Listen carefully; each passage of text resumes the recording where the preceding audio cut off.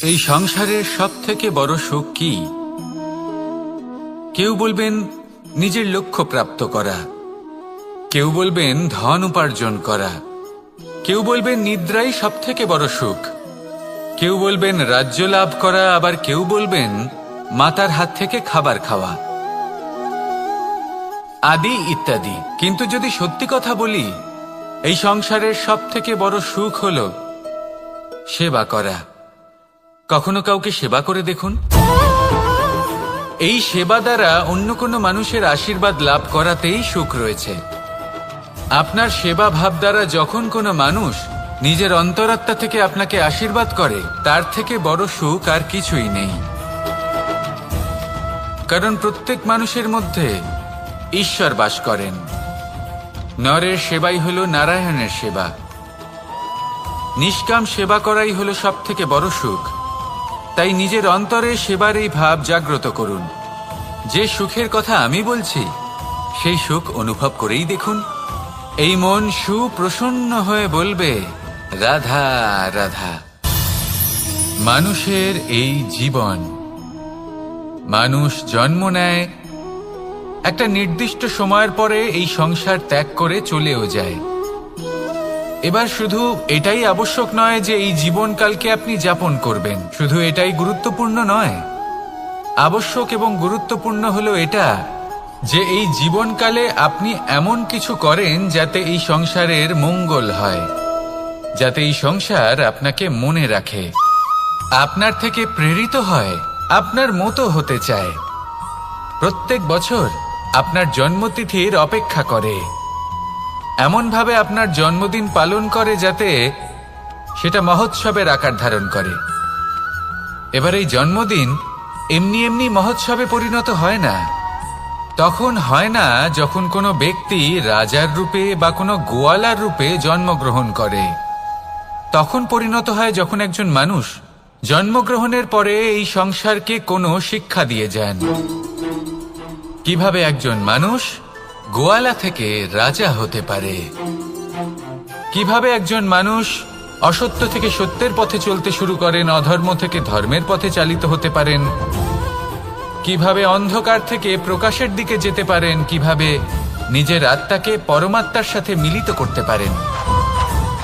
তা সে রামনবমী হোক বা জন্মাষ্টমী হোক, তাদের জীবনের সাথে জড়িত প্রত্যেক মুহূর্ত একটা পরবের আকার ধারণ করে। তাহলে আপনিও এইভাবে নিজের জীবন যাপন করতে থাকুন।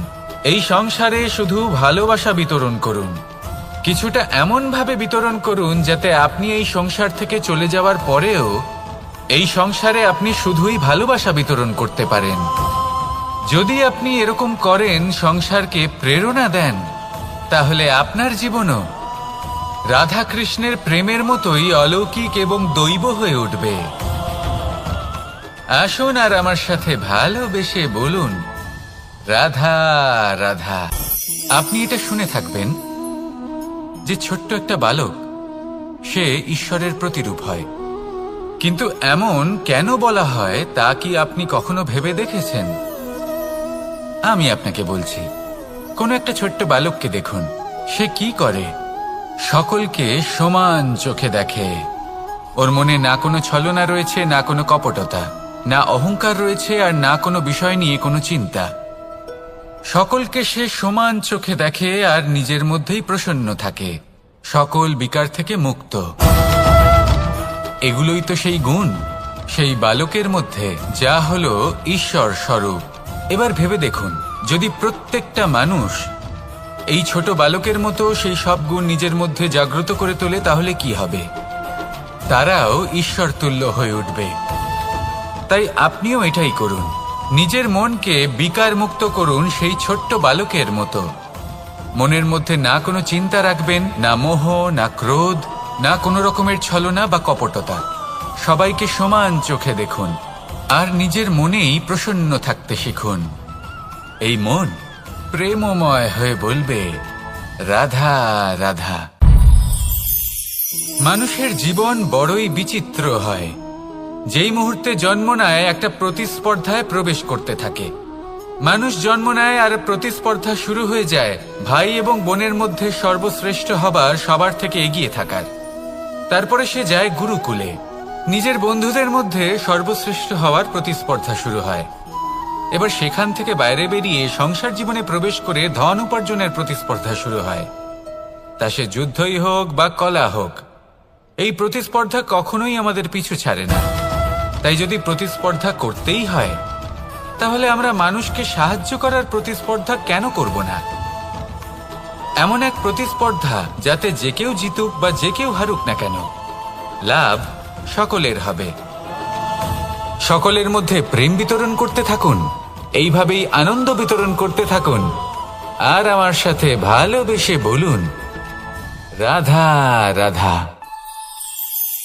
দু রকমের প্রাকৃতিক বেগ থাকে। প্রথম হলো বর্ষা। যখন এর বর্ষণ হয় তখন মাটিকে শীতল করে নতুন ফসল ফলায়। আর দ্বিতীয় হয় পবন, যা আমাদের সর্বদা শ্বাসবায়ু প্রদান করে। অশান্ত এই মনকে শান্তি প্রদান করে, এই ক্লান্ত শরীরে স্ফূর্তি প্রদান করে। আমাদের জীবনে যত আবেগ আছে তা হয় বর্ষার মতো হওয়া উচিত, নয় হওয়া উচিত পবনের মতো। ক্রোধ, মতভেদ, বিবাদ, এগুলো হওয়া উচিত বর্ষার মতো। অর্থাৎ কিছু সময় পরে যেন এরা নিজে থেকেই ছিন্ন ভিন্ন হয়ে চলে যায়। আর যদি পবনের মতো কোনো আবেগ থাকা উচিত, তা হলো প্রেম, যা সর্বদা শ্বাসবায়ু প্রদান করে, সবসময় সাথে থাকে। একে আমরা অনুভব করতে পারি না, কিন্তু এ আমাদের অনুভব করার জন্য প্রাণবায়ু প্রদান করে। আর যখন চক্রবাতের মতো সে ভয়ঙ্কর হয়ে ওঠে, তখন সমগ্র সংসার বদলে দেয়। এর সারমর্ম একটাই, শক্তি। মতভেদ, ক্রোধ, বিবাদের মধ্যে নেই। শক্তি যদি থাকে, তা আছে প্রেমের মধ্যে। তাই এই প্রেমকে মনের মধ্যে রাখুন আর আমার সাথে বলুন, রাধা রাধা। প্রত্যেকটা মানুষ আলাদা হয় আর অত্যন্ত বিশেষও হয়। প্রত্যেক মানুষ ভিন্ন ভিন্ন পরিবেশে পালিত হয়, বড় হয়। প্রত্যেকের নিজস্ব চিন্তা ভাবনা থাকে, নিজস্ব বিচারধারা থাকে। যখন অনেক ভিন্ন বিচারধারা একত্রিত হয়ে যায়, তখন শুরু হয় বিবাদ। এবার এই বিবাদের সময় আপনি দেখবেন, দুই ব্যক্তি যাদের মধ্যে এই বিবাদ হচ্ছে, সবসময় এটা প্রমাণ করতে চান যে তার সামনের ব্যক্তি এবং তার ভাবনা, তার বিচারধারা বা তার বক্তব্য হলো অনুচিত। এবার এটাই যদি প্রেমপূর্বক রূপে আপনি ভেবে দেখতে চেষ্টা করেন যে সামনের ব্যক্তিটির বক্তব্য, তার মানসিকতা আসলে কি, তাতে উচিত ঠিক কি, সেটা আমরা বুঝতে পারি। একদিকে হলো এই বিবাদ, যা আপনাকে সামনের ব্যক্তিটিকে অনুচিত প্রমাণ করতে বাধ্য করে। আর অন্যদিকে হলো প্রেম, যা সামনের ব্যক্তিটির যুক্তি বুঝতে সাহায্য করে, তাতে উচিত কি রয়েছে সেটা বুঝতে বাধ্য করে, তাকে মহান হয়ে ওঠার পথে অগ্রসর হতে বাধ্য করে। তাই এই বিবাদকে ত্যাগ করুন আর প্রেমকে আপন করে নিন, আর এই প্রেম ভাব নিয়ে বলুন, রাধা রাধা। এই সংসারে বড়ই বিচিত্র এক শব্দ আছে, মূল্য। এর প্রয়োগ আমরা জীবনেও করে থাকি, আবার ব্যবসাতেও করে থাকি।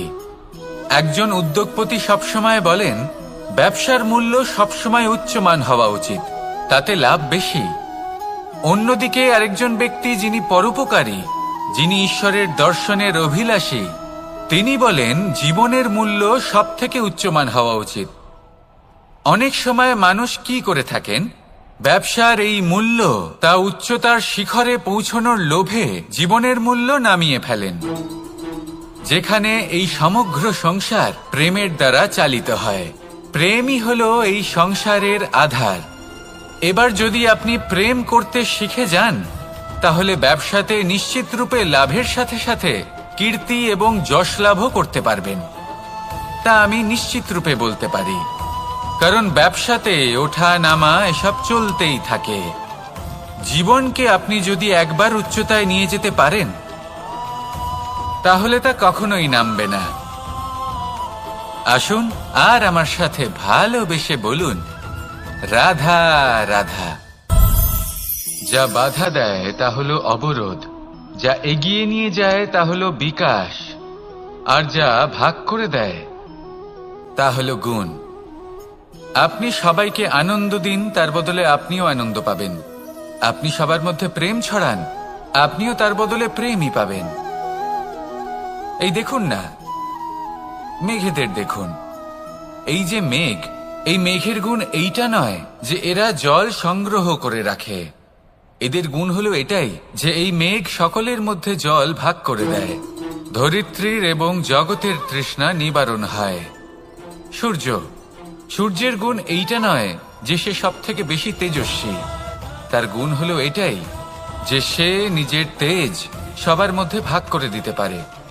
ঠিক সেইভাবেই জীবনে আনন্দ, উল্লাস, প্রেম এই সব কিছুই ভাগ করে নিতে শিখুন। এটাই হলো একটা গুণ। আর তার বদলে আপনি দ্বিগুণ আনন্দ, দ্বিগুণ উল্লাস, দ্বিগুণ প্রেম অবশ্যই পাবেন। যদি আপনি এই সবকিছু নিজের কাছেই জমিয়ে রাখেন, তাহলে আপনি নিজের বিকাশে নিজেই বাধা দেবেন। আসুন আর আমার সাথে ভালোবেসে বলুন, রাধা রাধা। আপনি কখনো মাখনের হাঁড়ি ভেঙেছেন? কত আনন্দ পাওয়া যায়। এই মাখনের হাঁড়ি ভাঙলে পুরো মাখন আমাদের গায়ে এসে পড়ে আর মন উচ্ছ্বসিত হয়ে ওঠে। কিন্তু তার জন্য বালগোপালদের কত চেষ্টা করতে হয় সেটা কখনো ভেবে দেখেছেন? প্রথমে বড়ই পরিশ্রম করে একের ওপর এক সাবধানে ওপরে চড়তে হয়। তারপরে ভারসাম্য বজায় রাখতে হয়, পড়ে গেলে হবে না। তারপর এই হাতের দ্বারা সেই মাখনের হাঁড়ি ভাঙতে হয়, তখন মাখন পড়ে। এবার এরকমই কিছু আমাদের জীবনে আমাদের সাথেও হয়। এবার আপনি বলবেন যে মাখনের হাঁড়ি ভাঙার এই প্রক্রিয়া, তার সাথে জীবনের কি সম্পর্ক থাকতে পারে? আসলে আমাদের মনের মাঝেও একটা হাঁড়ি রয়েছে, অহংকারের হাঁড়ি। আর এই অহংকারের হাঁড়ি যখন ভেঙে যায়, তখন প্রসন্ন হবার আনন্দ চতুর্দিকে ছড়িয়ে পড়ে। এই মন, এই আত্মা, এই দুই প্রসন্ন হয়ে যায়। কিন্তু তার জন্য আপনাদেরকেও বালগোপালের মতো চেষ্টা করে যেতেই হবে।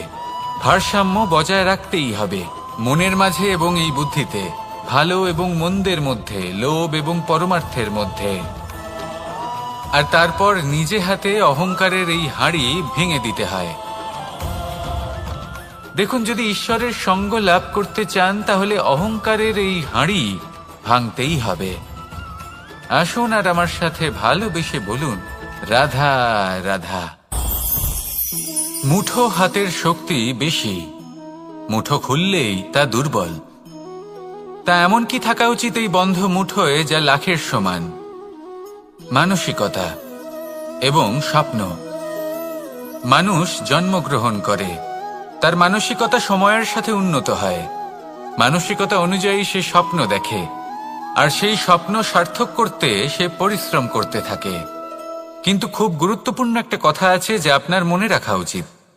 আপনার এই মানসিকতা, আপনার এই স্বপ্ন, তা যেন আপনার নিয়ন্ত্রণে থাকে। আপনার বন্ধ মুঠোয় যেন এর লাগাম থাকে, আপনি যেন এর প্রভু হন। যদি তা হয়, তবেই আপনি লাভবান হবেন। যদি এরা আপনাকে নিয়ন্ত্রণ করতে থাকে, যদি আপনার মুঠো খুলে যায়, না পথ আপনার নিয়ন্ত্রণে থাকবে, না মানসিকতা থাকবে, না স্বপ্ন নিয়ন্ত্রণে থাকবে। আর যদি তাই হয়, তাহলে আপনি আপনার ভবিষ্যৎ নষ্ট করে ফেলবেন। তাই নিয়ন্ত্রণ করতে শিখুন নিজের বিচার বুদ্ধি, নিজের মানসিকতা, নিজের স্বপ্নকে। নিজের এই স্বপ্ন পূরণ করুন। আর আমার সাথে ভালোবেসে বলুন, রাধা রাধা। এই সংসারের সব থেকে কঠোর ধাতুর মধ্যে একটি হলো লোহা। লোহা দিয়ে আমরা অনেক অস্ত্র শস্ত্র লাভ করি, অনেক বস্তুও লাভ করি। এবার এই লোহাকে কাটার জন্য, একে কোনো আকার দেওয়ার জন্য কি প্রয়োগ করতে হয়? লোহা। এবার এই কথাটা আমরা সকলেই জানি যে লোহার দ্বারাই লোহাকে কাটতে হয়। এবার এই কথা আমি আপনাকে কেন বলছি? এরপরে খুব বড় একটা প্রশ্ন আসে, যা খুব বড় শিক্ষা দিয়ে যায়। এটা কেন হয় যে আমরা একটা লোহা দিয়ে একটা লোহাতে আঘাত করছি, কিন্তু যে লোহা দ্বারা আঘাত করছি তার আকার বদলাচ্ছে না? যার ওপর প্রহার করছি তার আকার বদলাচ্ছে। এতে পার্থক্যটা কোথায়? পার্থক্য হলো তাপমাত্রার। দেখুন, যে লোহাকে আমরা কাটতে চাই তার তাপমাত্রা বাড়াতে হয়, তাকে গরম করতে হয়। আর যে লোহা দ্বারা আমরা আঘাত করতে চলেছি সেই লোহা আমাদের ঠান্ডা রাখতে হয়। অর্থাৎ ঠান্ডা লোহা গরম লোহাকে কেটে দেয়। এবার এই শিক্ষা কি আমাদের জীবনে যথেষ্ট নয়? আমাদের জীবনে অনেক সমস্যা আসতে পারে, কিন্তু আমাদের এই বিষয়ে বিশেষ খেয়াল রাখতে হবে যে আমাদের মনকে আমরা যেন ঠান্ডা রাখি, এই মস্তিষ্ককে শান্ত রাখতে হবে। যদি আমরা ক্রোধ বা ঈর্ষার আগুনে জ্বলতে থাকি, বিদ্বেষের আগুনে জ্বলতে থাকি, তাহলে আমরাও সেই লোহার মতোই হয়ে যাব যার তাপমাত্রা অত্যন্ত বেশি। তখন যে কেউ এসে আমাদের বিচ্ছিন্ন করে চলে যাবে। মনে রাখবেন, যিনি যত বেশি স্থির বুদ্ধির অধিকারী, যিনি হলেন সব থেকে বেশি শান্ত, তিনি হলেন সব থেকে বেশি বলশালী। তাহলে শান্ত থাকুন আর আমার সাথে ভালোবেসে বলুন, রাধা রাধা। এই সমগ্র সংসারের সব থেকে গুরুত্বপূর্ণ ব্যক্তি কে? স্বয়ং আপনি। নিজের জন্য তো বটেই, তাই না? কারণ যখন আপনি জন্মগ্রহণ করেন, নিজের চোখ খোলেন, এই সংসারে আসেন, তখনই তো এই সংসারকে আপনি দেখতে পান, অনুভব করতে পারেন। এখানকার আবেগ, এখানকার মানুষজন তখন থেকেই অনুভব করেন।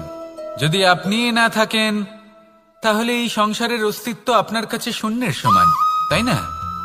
আপনি না থাকলে এই সংসারও আপনার কাছে নেই।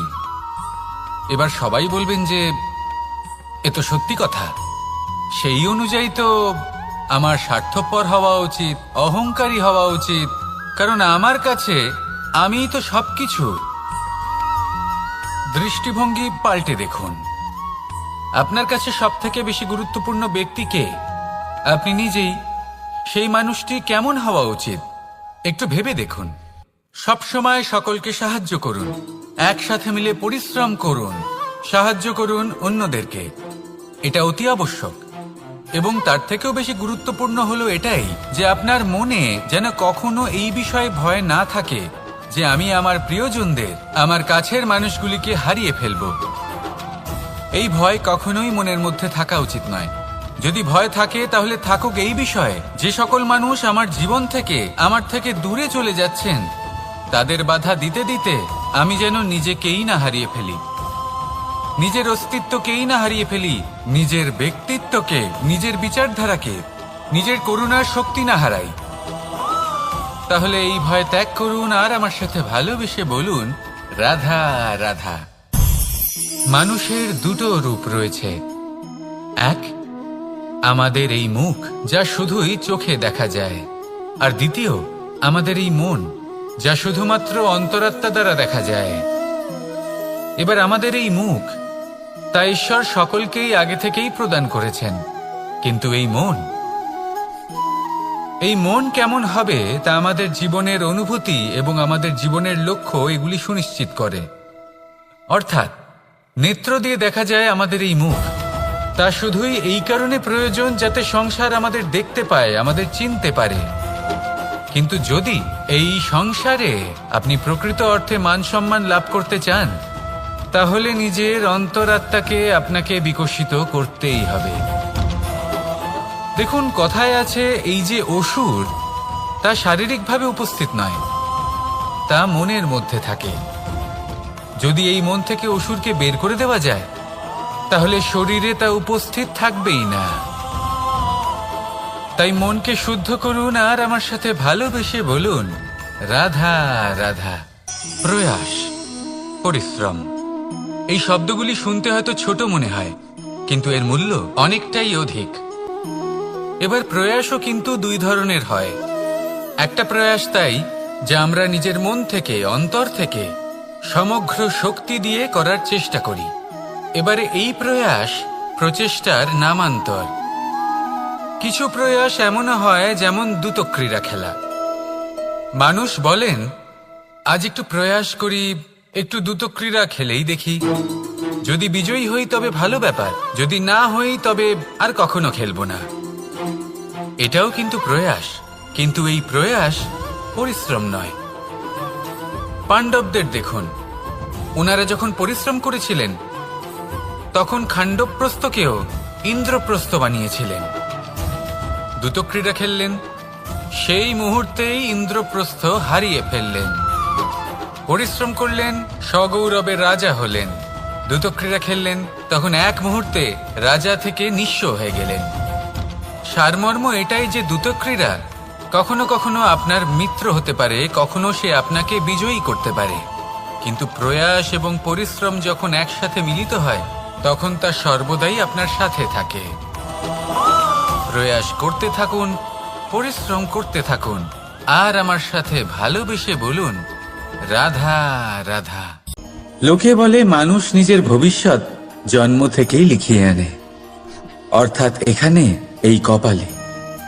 ভাগ্য দেবতা আমাদের সমস্ত উত্থান, সমস্ত পতনের হিসেব সবটা লিখে দেন। কিন্তু কপালে কেন, পায়ে নয় কেন? যদি পায়ে লেখা হয় তাহলে আমরা পড়তে পারবো, যদি কপালে লেখা হয় আমরা ছাড়া বাকি সবাই পড়তে পারবে। এবারে আমাদের কপাল এখানে তাই প্রতিফলিত হয় যা আমাদের মস্তিষ্কে আছে, আর মস্তিষ্কে থাকে আমাদের ভাবনা। তাই এই ভাবনার ধনাত্মক হওয়া অত্যন্ত জরুরি। এতে বিকাশের জন্য স্থান রাখুন, এতে সবাইকে একসাথে নিয়ে চলার ভাবনা রাখুন, আর বিশ্বাস করুন আপনার মস্তিষ্কের এই ভাবনা সাফল্য রূপে আপনার কপালে অবশ্যই লিখিত হবে, কারণ আপনার ভাবনাই সত্য হয়ে আপনার জীবনে আসে। রাধা রাধা। সময় বড়ই অদ্ভুত, এই সময়, তাই না? দেখতে গেলে এটা একটা অনুভূতি, একটা সংখ্যা, একটা বিষয়। এবারে দেখুন না, সূর্যোদয় সকলের একসাথেই হয়, তাই তো? কারোর আগে কারোর পরে এমন তো হয় না, সবার একসাথেই হয়। আবার সূর্যাস্ত সকলের একসাথেই হয়। এবারে ভাবুন, এই সময় প্রত্যেকের জন্য আলাদা আলাদা। কারোর জন্য এই সময় ভালো, আবার কারোর জন্য এই সময়ই খারাপ। এক্ষুনি এই মুহূর্তে কারোর মুখে সফলতার আলো রয়েছে, আবার কারোর মুখে অসফলতার নিরাশা। এটা কেন? কেন এই সময় কারোর জন্য শ্রেষ্ঠ, আবার কেন তা কাউকে নিরাশ করে? এটার উত্তর হলো আপনার চিন্তা, আপনার কর্ম। যেমন আপনার চিন্তাধারা তেমন আপনার কর্ম, আর তেমনই হবে আপনার এই সময়। আপনি জীবনে সুখ তখনই পাবেন যখন আপনি কারোর মুখে আশার আলো এনে দেবেন। আপনি আনন্দ তখনই পাবেন যখন আপনি কাউকে খুশি করবেন। হ্যাঁ, এটা ঠিক যে কাউকে খুশি করা সব সময় আপনার হাতে নেই, কিন্তু আপনার হাতে এটা অবশ্যই আছে যে আপনি কাউকে দুঃখ না দেন, কাউকে নিরাশ না করেন। আর কোনো ব্যক্তিকে দুঃখ না দেওয়ার এই চেষ্টাও আপনার কর্মই বটে, আর এই শুভ কর্মের ফল আপনাকে প্রকৃতি অবশ্যই দেবে। তাই মনে রাখবেন, ভালো সময় তারই আসে যে কখনো কারোর খারাপ চায় না। রাধা রাধা। লোকে আমাকে সবসময় জিজ্ঞেস করে যে কানাই, এখন তুমি বড় হয়ে গেছো, এই বাচ্চাদের সাথে থেকে তুমি সবসময় দুষ্টুমি করো কেন? তুমি বড় হয়ে গেছো, বড়দের মতো থাকো। বেশিরভাগ লোকে এটা বুঝতে পারে না, ভাবে উনি তো ভগবান, ভগবানের মতো গম্ভীর নয় কেন?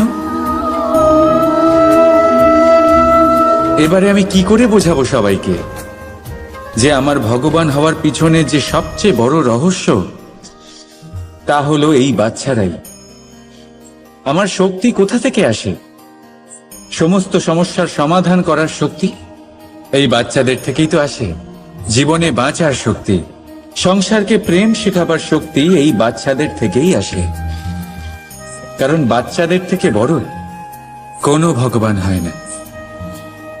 এবারে দেখুন না, পুরাণ আর বেদের কোনো জ্ঞান নেই ওদের, কিন্তু খুব ভালোভাবেই জানে যে একজন উদাস ব্যক্তির মন কি করে ভোলানো যায়, কি করে তাকে আনন্দ দেওয়া যায়। আর এ এক বিশাল ব্যাপার। কোনো ন্যায়, কোনো নীতির জ্ঞান নেই ওদের, কোনো ভেদাভেদ করতে জানে না। কিন্তু এটা অবশ্যই জানে একজন একা অজানা ব্যক্তিকে নিজের দলের সদস্য কি করে বানাতে হয়, কি করে তাকে আপন করতে হয়। আর এ এক বড় ব্যাপার। এই বাচ্চাদের থেকে অনেক কিছু শেখার আছে। তাই আপনারাও নিজেদের জীবনে গম্ভীর হওয়ার চেষ্টা কখনোই করবেন না। আর যদি করেন তাহলে এই সংসার খুবই নীরস লাগবে আপনার। আপনিও বাচ্চাদের মতো নিষ্পাপ থাকুন আর নিজেকে আনন্দে রাখুন। লাভ আর ক্ষতির ঊর্ধ্বে গিয়ে সম্পর্ককে দেখুন। জ্ঞান অর্জন করার পরিবর্তে ভালোবেসে সম্পর্ক পালন করুন। আপনি নিজেই বুঝে যাবেন যে এই সংসার কতটা সুন্দর। রাধা রাধা। মানুষ জন্ম নেয়, আর জন্ম নিলেই তার জীবনযাত্রা শুরু হয়ে যায়। তারপর সে পরিশ্রম করে, লড়াই করে, আর সে তার ফল অবশ্যই পায়। সেই নিজের জীবনযাত্রা নিজেই সাজায়। তার জীবনে ভয় ততক্ষণ প্রবেশ করে না যতক্ষণ না সে জীবনে কিছু অর্জন করে। একবার সে কিছু পেয়ে গেলে তারপরে সেটা হারিয়ে যাওয়ার ভয় মনের মধ্যে জন্ম নেয়। তারপর সে ভাগ্য, জ্যোতিষ, ভবিষ্যৎ এই সব দেখতে ব্যস্ত হয়ে পড়ে। আমি আপনাকে একটা প্রশ্ন করছি। আপনি যখন এই সংসারে এসেছিলেন, কি নিয়ে এসেছিলেন যে আপনি হারাবেন? কিছুই না। আপনার বশে আপনার জীবনের সেই মুহূর্তই আছে যা আপনার হাতে আছে, অন্য কিছুই নয়। আপনার হাতে আছে আপনার কর্ম। যে জীবনে দুর্ভাগ্যে হতাশ হয় না, যে অসফলতার জন্য ভেঙে পড়ে না, সেই এই জীবনে বিজয়ী হয়। বলুন, যখন আপনার জীবনে কিছুই ছিল না, কি করেছিলেন? পরিশ্রম করেছিলেন, লড়াই করেছিলেন, আর সেই সব কিছু পেয়েছেন যা পেতে চেয়েছিলেন। তাহলে আজ সব পাওয়ার পর ভয় কিসের? সেই সব জিনিস কি আপনাকে পরিশ্রম করার থেকে আটকায়? না। সেই জন্য নিজের হাতের রেখায় কখনো নিজের পথ খুঁজবেন না।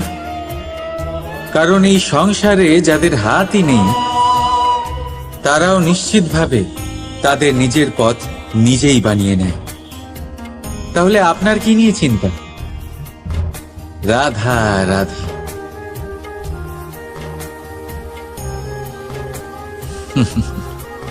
সময়, এই সময় না কোনো ব্যক্তি, না জীব, না বস্তু, তাও সময় জীবিত থাকে। এই সময়ে না জল, না অগ্নি, আর না বায়ু, কিন্তু তাও আমাদের জীবনের আধার এই সময়। দেখতে গেলে মানুষ এই সময়ের হাতের খেলনা। কখনো আমাদের সময় ভালো হয়, আবার কখনো খারাপ। কেউ সময় আসার প্রতীক্ষা করে, আবার কেউ সময় যাওয়ার প্রতীক্ষা করে। কিন্তু এই সময় কারোর হাতে ধরা দেয় না। এই সময় যা কেউ দেখতে পায় না, এটা সবাইকে সবকিছু দেখিয়ে যায়। দেখিয়ে যায় যে আপন কে আর পর কে, আমাদের শুভাকাঙ্ক্ষীকে আর ক্ষতি কে চায়, আমাদের মিত্রকে আর আমাদের শত্রুকে। এই সময় আপনাকে দেখায় যে আপনি কতটা শক্তিশালী। সেই সময় আপনাকে দেখিয়ে যাবে আপনি কতটা দুর্বল। এই সময় সব কিছু দেখিয়ে যায়। তাই এই সময় যা এতটা শক্তিশালী, তা আমরা নষ্ট কেন করি? ভেবে দেখুন। এবারে উঠুন আর এই সময়ের সম্পূর্ণ ব্যবহার করুন। এই সময়ের সদ্ব্যবহার করুন। কারণ এই সময়কে ব্যবহার করাটাই আপনার হাতে রয়েছে, আর কিচ্ছু না। আর এই সময় একবার বয়ে গেলে তখন যাই করুন না কেন, কখনো ফেরত আসবে না। সময়ের সদ্ব্যবহার করুন, আর সবার মধ্যে আনন্দ ছড়ান। আর আসুন আমার সাথে ভালোবেসে বলুন, রাধা রাধা। আমরা সবাই জীবনে সফল হতে চাই, তাই না? প্রত্যেকের জীবনে ব্যক্তিগত একটা লক্ষ্য আছে, আর প্রত্যেকের জীবনে তাদের লক্ষ্যে পৌঁছানোর আলাদা আলাদা যাত্রা আছে। এবার এই যাত্রায় অগ্রসর হওয়ার জন্য পথের দরকার। পথ, এই পথ, এটা অত্যন্ত গুরুত্বপূর্ণ। আর মানুষ এটাই বুঝে উঠতে পারেন না। অধিকাংশ মানুষ তাদের গোটা জীবন কাটিয়ে দেন এই পথ খুঁজতে গিয়ে, আর অধিকাংশ মানুষ জীবন কাটিয়ে দেন তাদের এই পথ বদলাতে গিয়ে। কিন্তু এভাবে সাফল্য অর্জন করা যায় না। এবারে আপনারা জিজ্ঞেস করবেন, কি করে সাফল্য লাভ করবেন? এই সফলতা তিনি অর্জন করেন যে তার পথ নিজেই তৈরি করেন। দেখুন, যত শক্তি আর যত সময় আপনি পথ খুঁজতে আর বদলাতে গিয়ে নষ্ট করবেন, তার থেকে কম সময় এবং শক্তির দ্বারা আপনি নিজের পথ নিজেই বানাতে পারবেন, নিজের লক্ষ্যে পৌঁছতে পারবেন। সেই জন্য বারবার আপনার পথ বদলাবেন না, খোঁজাখুঁজি করবেন না। নিজের এই যাত্রায় নিজের পথ নিজেই তৈরি করুন, আর যত তাড়াতাড়ি সম্ভব নিজের লক্ষ্যে পৌঁছে যান। রাধা রাধা। আপনি ওই কথাটা নিশ্চয়ই শুনেছেন, যখন ভগবান একটা দরজা বন্ধ করেন তখন অন্যদিকে অনেক দরজা খুলে দেন।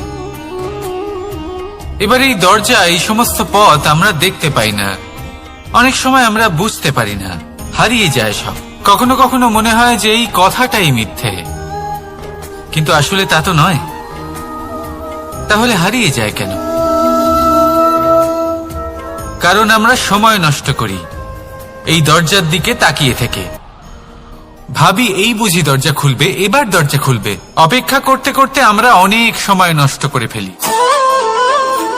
এত সময় নষ্ট করি যে আমরা দেখতে পাই না, খুঁজে পাই না সেই সমস্ত দরজা আর পথ যা আমাদের জন্য খোলা রয়েছে। যদি খুঁজেই না পাই তাহলে তা ব্যবহার করব কি করে? মনে রাখুন, ভগবান সবসময় আমাদের সাথে রয়েছেন, আমাদের সাহায্য করছেন। এই পথ সব সময় আছে, সর্বত্র আছে। দরকার রয়েছে শুধুমাত্র দৃষ্টির, দৃষ্টিভঙ্গি এবং ভাবনার। এই দৃষ্টিকে বিস্তৃত করুন, এই দৃষ্টিভঙ্গিকে ধনাত্মক করে তুলুন, আর এই ভাবনা, এর সীমা একটু বাড়িয়ে তুলুন। তারপর দেখবেন সব খুঁজে পাবেন। আসলে কি, এই যে ঈশ্বর, এই যে পরমাত্মা, তা আমাদের সাথে রয়েছে, আমাদের মনের মধ্যে রয়েছে। যিনি তাকে মন থেকে চাইবেন তিনি তাকে মনের মধ্যে অবশ্যই খুঁজে পাবেন। যদি উনি মন থেকে চান পথ খুঁজে পেতে, তাহলে তিনি অবশ্যই পথ খুঁজে পাবেন। তাহলে আসুন আমার সাথে ভালোবেসে বলুন, রাধা রাধা। ধর্ম, আমরা সকলে ধর্মের বিষয়ে কথা বলি, কখনো নিজের ধর্মের বিষয়, আর কখনো অন্যের ধর্মের বিষয়। কখনো আমরা অধর্ম দেখলে সেই বিষয়ে কথা বলি। অনেক রকম আলোচনা হয়, কিন্তু এই ধর্ম আসলে কি, সেটা কি কেউ বোঝে? যদি আমি আপনাকে উত্তর দিই, এই উত্তর সরল। ধর্ম হলো তাই যা মানুষকে অন্য মানুষের সাথে, সমস্ত বিশ্ব সংসারের সাথে আনন্দ সহকারে বাঁচতে শেখায়। সেই জন্য আপনি যদি কখনো কোনো ধর্মীয় স্থানে যান, সেই ধর্মীয় স্থানে গিয়ে আপনার শান্তির অনুভূতি হয়, তাই না? কিন্তু দেখুন, ধর্মের জ্ঞান থাকলেই সেই মানুষ ধর্মের পথে চলতে পারবে এমন কোনো কথা নেই। অনেক সময় সম্পর্কে যখন সংঘর্ষ বেড়ে যায়, তখন ইচ্ছের জন্ম হয়, ক্রোধের জন্ম হয়, অহংকারের জন্ম হয়, আর তারপর বিনাশ হয়ে যায় এই ধর্মের। সেই জন্য দ্বিতীয় সবথেকে গুরুত্বপূর্ণ গুণ যা আমার সারথীর মধ্যে থাকা উচিত, তা হলো ধর্মবীর হওয়া। এবার দেখতে হবে সেটা এই যে কে হবে সেই ব্যক্তি যিনি এই স্বয়ম্বরে নিজের ধর্মে অটল থাকবেন। কারণ সেই ব্যক্তি এই সংসার থেকে সরে এসে ধর্মের পুনঃস্থাপনের এই মহাকার্যে আমার সারথি হতে পারবেন। তাহলে আসুন আমার সাথে ভালোবেসে বলুন, রাধা রাধা। কর্ম, ধর্ম, জ্ঞান, এই 3 স্তরে অনেক মানুষ পৌঁছতে পারেন। অনেকে এই পরীক্ষা দিয়ে তাতে উত্তীর্ণ হয়ে যেতে পারেন, কিন্তু শিখরে পৌঁছে শাসন তিনিই করতে পারেন যার কাছে এই চতুর্থ গুণটিও থাকে, সমর্পণ। অত্যন্ত গুরুত্বপূর্ণ একটা গুণ এটা। এই সমর্পণ আসলে অত্যন্ত গুরুত্বপূর্ণ। পূর্ণ সমর্পণ দরকার নিজের লক্ষ্যের প্রতি, সমর্পণ নিজের কর্তব্যের প্রতি, সমর্পণ নিজের আত্মার থেকে নির্গত স্বরের প্রতি, সমর্পণ নিজের রথির প্রতি, অর্থাৎ আমার প্রতি। এবার এই পরীক্ষায় অত্যন্ত কঠিন এক বাঁক আসতে চলেছে, যেখানে সারথিকে সমর্পণের নিরিখে পরীক্ষা করা হবে, আর তাতে উত্তীর্ণ হওয়ার পরেই তার হাতে ধর্ম স্থাপনের রথের রাশ তুলে দেওয়া হবে। দেখা যাক কি হয়। ততক্ষণ আপনি প্রসন্ন থাকুন আর আমার সাথে ভালোবেসে বলুন, রাধা রাধা। যখন একজন ভক্ত এবং তার ভগবান এক আকার ধারণ করেন, যখন একজন ভক্ত নিজের ভগবানের প্রতি, নিজের জীবনের লক্ষ্যের প্রতি সম্পূর্ণরূপে সমর্পিত হয়ে যান, তখন জন্মগ্রহণ করে ভক্তি। আর তখন সংসারের সমস্ত আশা তিনি ত্যাগ করতে পারেন। সমস্ত আশা শেষ হতে পারে, কিন্তু মানুষের সঙ্গ ভক্তি কখনো ত্যাগ করে না। যখন ভক্ত ও ভগবান এক আকার ধারণ করেন, এক হয়ে যান, তখন রথী এবং সারথীর মধ্যে কোনো পার্থক্য থাকে না। তারাও এক হয়ে যান। একটাই ব্যক্তিত্ব, একটাই অস্তিত্ব। আর সেই জন্যই কখনো কখনো রথীর আদেশ ছাড়াই সারথী রথ চালিয়ে দেন, আবার কখনো সারথীর পরামর্শ ছাড়াই রথী আক্রমণ করে ফেলেন। এ তো শুধুমাত্র আরও একটা গুণ সেই সারথীর মধ্যে, যিনি ধর্ম স্থাপনার মহান কাজে আমার সারথী হতে চলেছেন। তাহলে আসুন আমার সাথে ভালোবেসে বলুন, রাধা রাধা। ভাগ করে নেওয়া বা বন্টন করা প্রত্যেক মানুষের জীবনে অবশ্যই হয়ে থাকে, আর অনেক সময় এটা জীবনে অতি আবশ্যক হয়ে পড়ে। কিন্তু ভাগ করার মনোকামনা তার থেকেও বেশি গুরুত্বপূর্ণ হলো যে কোন ঘটনার আধারে এই বাটোয়ারা হলো। অনেক সময় এই বাটোয়ারা হলো শান্তির প্রতীক, আবার অনেক সময় এই বাটোয়ারা বিপ্লব ঘটাতে পারে, এমন এক বিপ্লব যা মহাযুদ্ধ ঘটিয়ে দিতে পারে। দেখুন, বাটোয়ারা সম্পত্তির হোক বা হোক ভিক্ষার, শিক্ষা কিন্তু একটাই। জীবনে অনেক সময় বাটোয়ারা দরকার হতে পারে, কিন্তু যতদূর সম্ভব তা এড়িয়ে চলুন, একসাথে মিলে এগিয়ে চলুন। কারণ দেখুন, এই যে বাটোয়ারা ভাগ করে দেয়, আর সেখানেই একতা আপনাকে অগ্রসর করে। তাহলে আপনিও এটাই করুন, একসাথে মিলে সামনে এগোন, আর আমার সাথে ভালোবেসে বলুন, রাধা রাধা। আত্মীয় স্বজন কারা হন? তারাই যারা সুখে দুঃখে পাশে থাকেন, তারা যারা বিপদের সময় আপনার পাশে এসে দাঁড়ান। এবার দেখুন, একটা প্রশ্ন করব আপনাদের, সব থেকে ঘনিষ্ঠ, আবশ্যক এবং গুরুত্বপূর্ণ আত্মীয় কারা, বিশেষ করে বিপদের সময়? কেউ বলবেন মাতা, কেউ বলবেন পিতা, কেউ বলবেন ভাই বোন, ইত্যাদি ইত্যাদি। এবার ভাবুন, আপনি বড় হয়ে গেছেন, আপনি বাড়ি থেকে দূরে চলে গেছেন, পেট ভরানোর জন্য আপনাকে প্রত্যেকদিন চেষ্টা করতে হয়। এমন সময় যদি আপনার জীবনে বিপদ এসে পড়ে, তাহলে কখন আপনার খবর ওনাদের কাছে পৌঁছবে? কতক্ষণে ওনারা সাহায্য করতে আসতে পারবেন?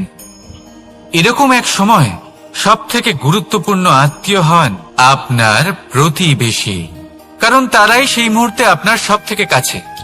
আপনি কখনো পরীক্ষা করে দেখবেন, আপনার তার সাথে লক্ষ্য মতভেদ থাকলেও প্রতিবেশীকে কষ্টের মধ্যে দেখে সবার আগে সাহায্য করতে তারাই এগিয়ে আসেন। তাই প্রতিবেশীর সাথে সম্পর্ক ভালো রাখুন, শুধুমাত্র স্বার্থের জন্য নয়। এটা হলো শান্তিরও আধার। যদি এই সম্পর্ক ভালো থাকে তাহলে না কথায় কথায় বিবাদ হবে, না মতান্তর। আর এই সুখী সম্পর্কের ছায়ায় মন প্রসন্ন হয়ে বলবে, রাধা রাধা। কখনো ভেবে দেখেছেন মানুষকেই এই সংসারে সর্বশ্রেষ্ঠ প্রাণী কেন বলা হয়? অন্য কোনো প্রাণীকে কেন নয়? শুধু কি এই জন্যই আমরা চিন্তা করতে পারি, আমাদের কাছে তীক্ষ্ণ বুদ্ধি রয়েছে, কোনো কিছু আবিষ্কার করতে পারি, সেই কারণেই? তা তো অন্য কোনো প্রাণীর কাছেও থাকতে পারে। এমন কিছু পশুও রয়েছে যাদের কাছে তীক্ষ্ণ বুদ্ধি আছে। তাহলে মানুষ কেন? কারণ মানুষের কাছে এমন কিছু রয়েছে যা অন্য প্রাণীর কাছে নেই। মানবতা। মানবতা যা সর্বপ্রথম এগিয়ে যেতে চাইলেও যদি পথে কেউ ধাক্কা খেয়ে পড়ে যায় তাকে আগলে রাখতেও জানে। মনে রাখবেন, আপনার সব থেকে বড় পরিচয় আপনার নাম, আপনার সম্পত্তি বা আপনার ধর্মও নয়। আপনার সব থেকে বড় পরিচয় হল আপনার মানবতা। তাহলে সময় এলে পরে নিজের মানবতার পরিচয় দিন। অন্য মানুষকে সাহায্য করুন, অন্য প্রাণীকে সাহায্য করুন। একা একা পথ চলা হলো পশুদের প্রবৃত্তি। মানুষ হলেন তিনি যিনি অন্যের জন্য প্রাণও দিতে পারেন। মানুষ হলেন তিনি যিনি অন্য মানুষের প্রাণ বাঁচান।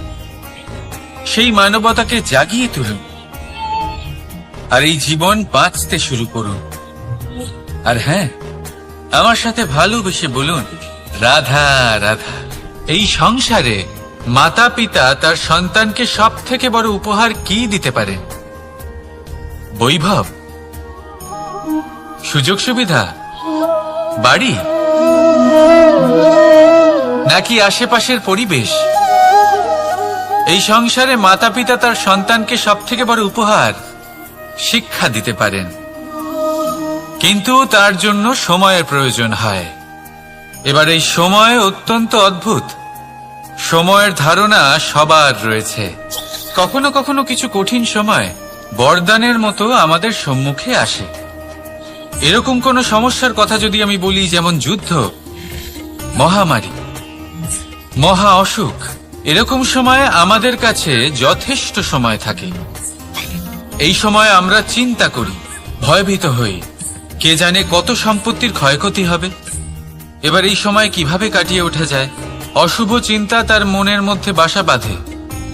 সে বুঝতে পারে না সে কি করবে। আমি বলবো, চিন্তা ত্যাগ করুন, এই ভয়কে ত্যাগ করুন। আর মনে রাখুন একটা গুরুত্বপূর্ণ কথা, যে ঈশ্বর আপনাকে বরদান দিয়েছেন যাতে আপনি নিজের কর্তব্য পূর্ণ করতে পারেন। কর্তব্য, নিজের পরিবারকে সময় দেওয়া, নিজের সন্তানকে শিক্ষা দেওয়া। তাদের সাথে বসুন, কথাবার্তা বলুন, আলোচনা করুন। কিছু কথা তারা বলবে, কিছু আপনি বলবেন, কিছু আপনি শিখবেন, কিছু তারা শিখবে। তাদের সাথে খেলা করুন, তাদের সাথে পূর্বপুরুষের গল্প করুন। এইসব করলে তাতে না শুধু তাদের ভবিষ্যৎ উজ্জ্বল হবে, বরং আপনিও সন্তুষ্টি পাবেন। ভয়ভীত হবেন না।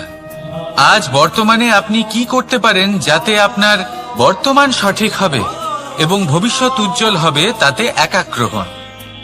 সব কিছু শুভ হবে। রাধা রাধা।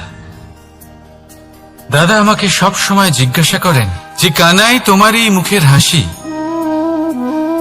তোমার মুখে সব সময় কেন থাকে, কিভাবে থাকে?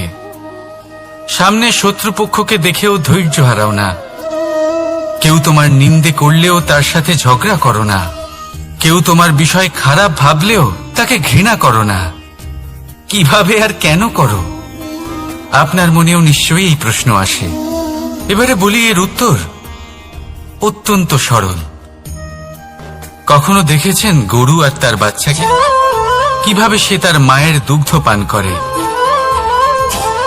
সুখে থাকে কারণ ও জানে যে ওর মা এই দুগ্ধরূপী অমৃত ওকে খাওয়াতেই থাকবে। ও জানে যে এই সময় শুধু ওর জন্য, যাতে ও নিজের মায়ের এই দুগ্ধরূপী প্রসাদ গ্রহণ করতে পারে, আর সেই জন্য ও সুখে থাকে। সেইভাবেই এই জীবন হলো ভালোবাসা। এতই ছোট হলো এই জীবন যে ভালোবাসার জন্য কম পড়ে যায়। ঘৃণা করে কেন সময় নষ্ট করব? আমি এটাই করি, আপনিও এটাই করুন। ভালোবাসুন, সবার মধ্যে ভালোবাসা ছড়ান, আর এই ভালোবাসার সাথেই বলুন রাধা রাধা। পরীক্ষা এমন একটা শব্দ যেটা শুনে সংসারের বেশিরভাগ মানুষই ভয়ভীত হয়ে পড়েন। কারণটা কি? অসফলতার ভয়। পরীক্ষা এই শব্দের যদি আমি অন্য দিকটা দেখাই, তার তাৎপর্য এই নয় যে আপনার দুর্বলতা সবার সামনে তুলে ধরবে। এটা তো হলো সেই যুক্তি যা আপনার বল, সাহস, শক্তিগুলি সবার সম্মুখে তুলে ধরবে। আগে হ্যাঁ, এটাই হলো সেই যুক্তি। আপনি নিজেই কখনো দেখবেন পরীক্ষার সময় আপনার অন্তরের অনেক গুণ বাইরে বেরিয়ে আসে। এমন কোন শক্তির উদ্ভব হয় যার বিষয়ে আপনি নিজেও জানতেন না, ঠিক কিনা? তাই এই পরীক্ষাকে কখনো ভয় পাবেন না। বিশ্বাসের সাথে নির্ভীক হয়ে এটার সম্মুখীন হন। দিনের শেষে এই পরীক্ষা শুধুই আপনাকে উজ্জ্বল করবে, আপনাকে আরো শ্রেষ্ঠ করে তুলবে। তাহলে আসুন আমার সাথে ভালোবেসে বলুন রাধা রাধা। ভগবান আর ভুল, এই দুই একই অক্ষর দিয়ে শুরু হয়।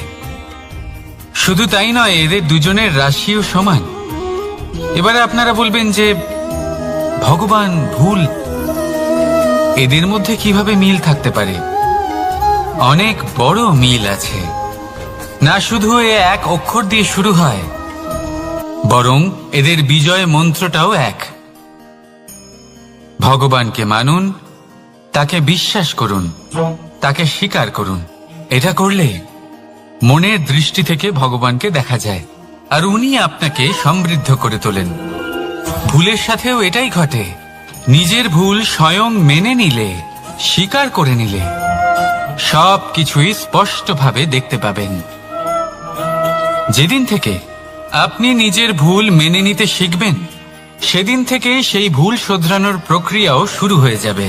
আপনি বুঝে যাবেন নিজের ভুল কিভাবে শোধরাতে হয়। তাই মনে রাখবেন, নিজেকে শ্রেষ্ঠ করে তোলার জন্য নিজের ভুল স্বীকার করা অত্যন্ত প্রয়োজনীয়। এই জীবনে শান্তি আনার জন্য ঈশ্বরকে মেনে নেওয়াও অত্যন্ত প্রয়োজনীয়। সবসময় নিজের গুণ এবং নিজের দোষ মনে রাখবেন। আজীবন সুখী থাকবেন। রাধা রাধা। আমরা সবসময় চাই যে এই সংসার আমাদের জ্ঞানী বলবে, বুদ্ধিমান বলবে, বুঝদার বলবে, কিন্তু মূর্খ যেন কেউ না বলে। মূর্খ শব্দটা আমরা কেউ শুনতে চাই না, দূরে পালাতে থাকি। কিন্তু একটা সত্যি সবার কাছে অজানা, যে মূর্খ হওয়া হলো বুদ্ধিমান হওয়ার দিকে সর্বপ্রথম পদক্ষেপ। আপনি যত খুশি দিগ্গজ জ্ঞানী মানুষদের সাথে আলাপ করুন, যত ইচ্ছে কথা বলুন, যতই জ্ঞানের কথা আলোচনা করুন, অভিজ্ঞতা মূর্খ হবার পরেই পাওয়া যায়, তাই নয় কি? মূর্খ হবার পরে আপনি এটা বুঝতে পারবেন যে কি করা উচিত নয়।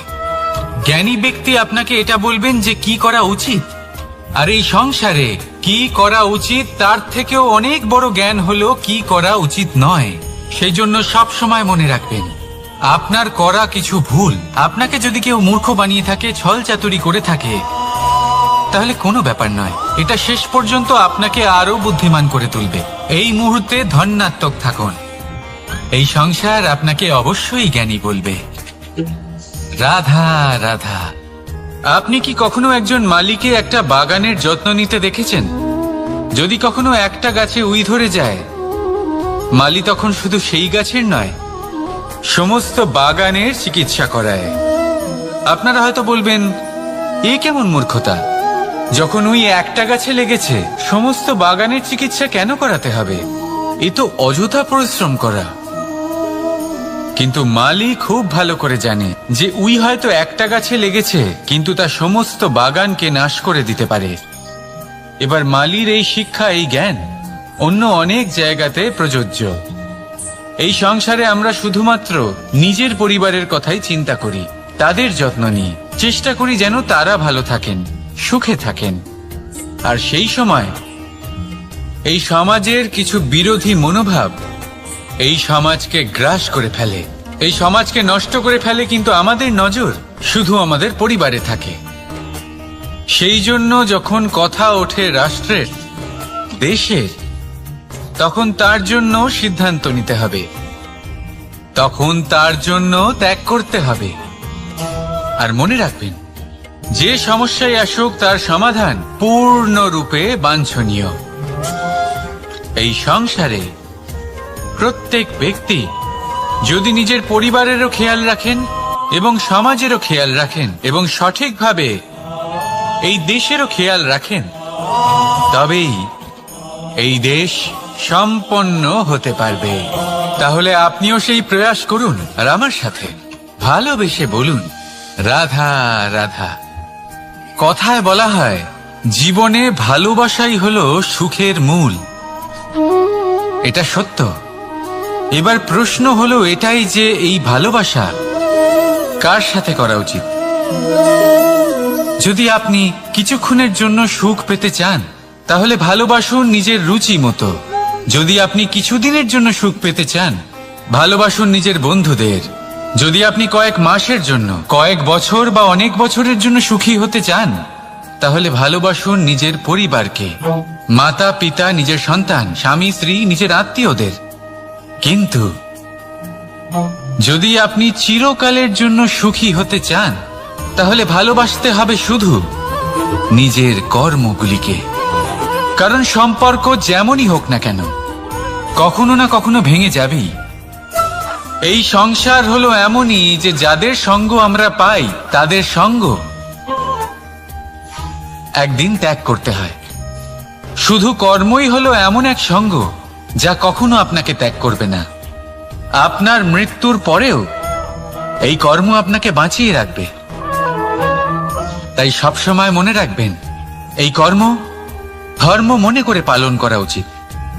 জীবনের শেষ মুহূর্ত পর্যন্ত কর্মকে ভালোবাসুন, জীবনের শেষ মুহূর্ত পর্যন্ত সুখে থাকবেন।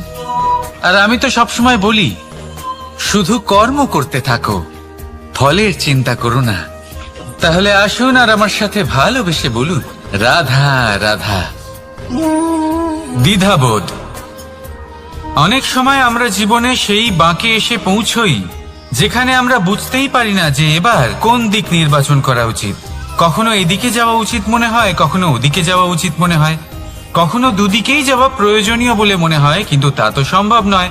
কখনো কখনো এটা মনে হয় যে এখানেই থেমে যাওয়া ভালো, কোথাও না যাওয়াই শ্রেয়। এবার একেই তো দ্বিধাবোধ বলে। সংসারে এমন কোনো দ্বিধা নেই যার সমাধান সম্ভব নয়।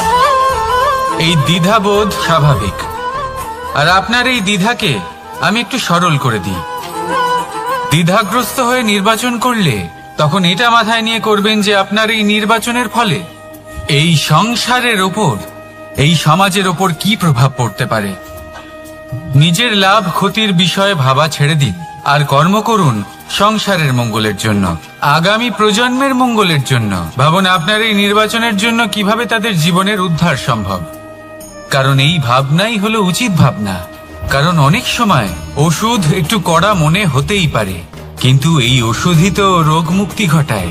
সেইভাবে আপনাকেও এই দ্বিধার মুহূর্তে কঠিন নির্বাচন করতে হতে পারে। এই কঠিন নির্বাচন জীবনে কঠিন পরিস্থিতিও আনতে পারে, কিন্তু যদি এই নির্বাচন ধর্মসঙ্গত হয়, যদি এর দ্বারা সংসারের মঙ্গল হয়, তাহলে এই নির্বাচনই হলো সঠিক নির্বাচন। আসুন আমার সাথে ভালোবেসে বলুন, রাধা রাধা। মানুষ নানান ধরনের বাসনা পোষণ করেন, তাদের নানান ইচ্ছে থাকে, অভিলাষা থাকে, নানান কামনা করতে থাকেন, স্বপ্ন দেখেন, প্রার্থনা করেন যেন তা সফল হয়, নিজের সম্পন্নতা কামনা করেন। আর শেষে নিরাশ হয়ে যান কারণ এসব কিছুই পান না। আপনাকে একটা ছোট্ট উদাহরণ দিই। জঙ্গলের রাজা কাকে বলা হয়? সিংহকে। এবার যেহেতু সিংহ বনের রাজা, তাই হরিণ তো তার কাছে এসে এটা বলতে পারে না যে আপনি হলেন বনের রাজা, তাই আপনি আমাকে মেরে ফেলুন, আমাকে খেয়ে ফেলুন আর নিজের ক্ষুধা নিবারণ করুন। এমন তো হয় না। সিংহ যতই বনের রাজা হোক, তাকেও পরিশ্রম অবশ্যই করতে হয়, তবেই তার ক্ষুধা নিবারণ হয়। সেইভাবেই আপনার সমস্ত স্বপ্ন, আপনার সমস্ত ইচ্ছে, আপনার সমস্ত অভিলাষা, সমস্ত আকাঙ্ক্ষা পূরণ হবেই, অবশ্যই হবে, পরিশ্রমের দ্বারা। শুধু ভাবলেই হবে না। তাহলে আপনিও জীবনে পরিশ্রম করুন, নিজের সমস্ত স্বপ্ন পূরণ করুন, আর আমার সাথে ভালোবেসে বলুন, রাধা রাধা। আপনি কি কখনো কোনো উঁচু পর্বতের শিখরে পৌঁছতে পেরেছেন? যদি পৌঁছে থাকেন বা যদি আপনি কোনো উঁচু পর্বতের শিখরে যান, তাহলে ভালো করে দেখবেন, আপনি যত উঁচুতে অগ্রসর হতে থাকবেন, আস্তে আস্তে সমস্ত বনস্পতি বিলুপ্ত হতে থাকে। তারপরে সমস্ত গাছপালা, পশু পাখি সব বিলুপ্ত হতে থাকে। শেষ পর্যন্ত সেই শিখরে থেকে যায় শুধুমাত্র শান্তি, নীরবতা। আমাদের মানুষের সাথেও এটাই হয়। মানুষ যখন আত্মবিকাশের পথে অগ্রসর হতে থাকে এবং নিজের জীবনের শিখরে পৌঁছতে চায়, তখন তার একা থাকা অত্যন্ত প্রয়োজনীয় হয়। আর তাকে তখন ত্যাগ করতে হয় নিজের সুখ স্বাচ্ছন্দ্য, নিজের সম্পত্তি, নিজের সমৃদ্ধি, নিজের সৌন্দর্য। দেখুন, জীবনের শিখরে পৌঁছনো একেবারেই সহজ কাজ নয়। এ হলো অত্যন্ত দুর্গম এক পথ। কিন্তু যদি আপনি সেখানে পৌঁছতে চান, তাহলে আপনাকে ত্যাগের প্রবৃত্তি জাগিয়ে তুলতে হবে। ত্যাগ কি সেটা জানতে হবে, কারণ ত্যাগের ফলেই মনে শান্তি আসে, আর সেই শান্তির ফলে মনে উৎপন্ন হয় প্রেম। আর এই প্রেমই হলো জীবনের অন্তিম লক্ষ্য। তাহলে আসুন আমার সাথে ভালোবেসে বলুন, রাধা রাধা। মানুষ বলেন প্রেমে অনেক শক্তি আছে, আর এটা সত্যিও বটে। প্রেমে এতটাই শক্তি থাকে যে শত্রুতার বড় বড় স্তম্ভকেও এত সহজে ফেলে দিতে পারে। কিন্তু আপনি দেখে থাকবেন, যারা অধিক শক্তিশালী হন তারা দুই ধার সম্পন্ন তরোয়ালের মতো হন। কারণ এই প্রেম যদি আচরণে থাকে, মনে থাকে, বিচার বুদ্ধিতে থাকে, তাহলে তা শুভ হয়। এই প্রেম সৃজন করে। কিন্তু প্রেম যদি ব্যবসার অঙ্গ হয়, যদি এই প্রেমের ব্যবহার নিজের স্বার্থ, নিজের অহংকারের জন্য করা হয়, তাহলে তা সংসারের বিনাশ ঘটাতে পারে। রাধা প্রেমের ব্যবহার করেছে শাম্বের কারণে, আর শাম্ব সেই প্রেমের ব্যবহার করেছে নিজের অহংকার, নিজের স্বার্থ সিদ্ধির জন্য। শেষ পর্যন্ত ক্ষতি শাম্বের হলো না, হলো প্রেমের। তাই মনের মধ্যে প্রেম ভাব অবশ্যই রাখুন, নিজের আচরণেও প্রেম ভাব বজায় রাখুন, কিন্তু সতর্কও থাকবেন আপনার এই প্রেম, একে নিয়ে কেউ ব্যবসা না করে ফেলেন। আসুন আর এই ভালোবাসার সাথেই বলুন, রাধা রাধা। ফলটা দেখছেন আপনি? এটা সেই ফল যেটা গাছের সবচেয়ে উঁচু ডালে পাওয়া যায়। কিন্তু যখন এটা খসে পড়ে, তখন এটা আকাশের দিকে যায় না যা ওপরে আছে, সে যায় সেই ভূমির দিকে যে নিচ থেকে তার দিকে তাকিয়ে থাকে। কেন? কারণ এই ফলের নিজের উচ্চতার ধারণা মাটির থেকে নিজের দূরত্ব দেখে হয়। এই ব্যাপারটাই আমাদের মানুষের জন্যও খাটে। যদি আপনি সম্পন্ন হন, তাহলে তাদের সাহায্য অবশ্যই করবেন যাদের সামর্থ্য আপনার থেকে কম, যাদের সাহায্যের অত্যন্ত প্রয়োজন। আপনার সামর্থ্য বেশি কারণ তাদের আপনার থেকে সামর্থ্য কম। দেখুন, জীবনে আনন্দ শুধু বড় হওয়ায় নয়, বরং তাদের সাহায্য করেও আছে যারা কোনো কারণবশত আপনার থেকে নিচে রয়ে গেছেন। আর যখন একটা ফল এই কথাটা বুঝতে পারে তখন আপনি নয় কেন? রাধা রাধা। সময় বড়ই বিচিত্র অনুভব দেয়। যখন অপেক্ষা করছেন তখন অনেক লম্বা হয়ে যায়। প্রতিটা মুহূর্ত একটা গোটা দিনের মতো মনে হয়। ঠিক সেইভাবেই যদি কোথাও যেতে দেরি হয় তখন সময় দৌড়তে থাকে। প্রসন্নতায় বয়ে যায় আর নিরাশায় থমকে যায়। আপনদের সাথে থাকলে সময়ের খেয়ালই থাকে না। শত্রুদের সাথে থাকলে সেই সময়ই খারাপ হয়ে যায়। কিন্তু এটাই কি সত্যি বাস্তব? না, সময় তো সময়ই হয়, নিজের গতিতেই চলে সে। শুধু সেই গতির আভাস আমাদের মানসিক অবস্থা অনুযায়ী বদলে যেতে থাকে। তাই এই সমস্যা সময়ের নয়, আমাদের মানসিকতা। তাই নিজেকে খুশি রাখুন, অন্যদেরও খুশি রাখুন। আগের সমস্ত ঘটনা ভুলে যান আর একটা উজ্জ্বল ভবিষ্যতের দিকে অগ্রসর হন। সময় সবসময় ভালোই লাগবে। প্রেম করুন সবার সাথে, সময় সবসময় সুখেই কাটবে। রাধা রাধা। অগ্নি জীবনে খুব মহত্বপূর্ণ হয়। এই অগ্নি, এই অগ্নি উজ্জ্বলতা হয়ে আমাদের জীবিত রাখে। কিন্তু ভাবুন, যদি এই উজ্জ্বলতা ক্রোধের অগ্নি হয়ে দিকভ্রষ্ট হয় তাহলে কি হবে? একটা ছোট পাতা দিয়ে শুরু করে গোটা বনকে ছারখার করে দিতে পারে। ঠিক সেরকমই মানুষের ক্রোধের আগুনও অন্যদের তো ভস্ম করেই, কিন্তু তার পূর্বে স্বয়ং নিজেকেই ভস্ম করে দেয়। তাহলে কি করা যায়? কি করে নিয়ন্ত্রণ করা যায় তাকে? উত্তর হলো তাতে জল ঢেলে দিয়ে, জলের মতো বইতে দিন কি। ঠিক সেইভাবে যেমন সূর্য নিজের অগ্নিকে তেজ বানিয়ে আপনার কাছে পৌঁছে দেয়। এটাই পার্থক্য সূর্যের অগ্নি আর ক্রোধের অগ্নির মধ্যে। সূর্যের অগ্নি বিচ্ছুরিত হয়ে প্রতিফলিত হয়ে আসে, আর সেই জন্যই তাকে তেজ বলা হয়। অন্যদিকে আমাদের ক্রোধের আগুনের কোনো সীমাই থাকে না। তাহলে নিজের অন্তরের শক্তিকে ক্রোধের আগুন বানিয়ে জ্বালাতে চান, নাকি উজ্জ্বলতা বানিয়ে বিস্তারিত করতে চান? সিদ্ধান্ত আপনার। রাধা রাধা। এই সংসার অনেকটাই বড়, আর আমরা তার কাছে অত্যন্ত নগণ্য।